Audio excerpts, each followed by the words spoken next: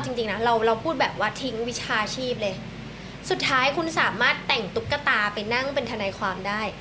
คุณสามารถแบบเอาใครสักคนแล้วมุกเอานัดไปก็ได้แต่นัดแค่จำบทเก่งคนที่เก่งจริงๆอ่ะคือคนที่อยู่ที่บ้าน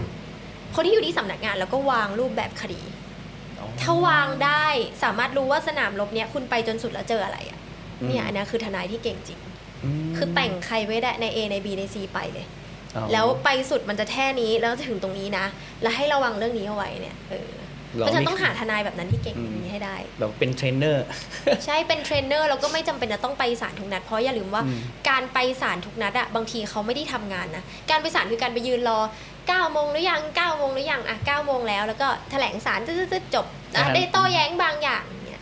มันแต่งานเขียนงานอะไรงานโต้แย้งงานคิดว่าสนามรบนี้จะทำยังไงบ้างเนี่ยมันต้องอยู่บ้านอยู่ในที่ที่แบบมีสติอะสมาธิอะ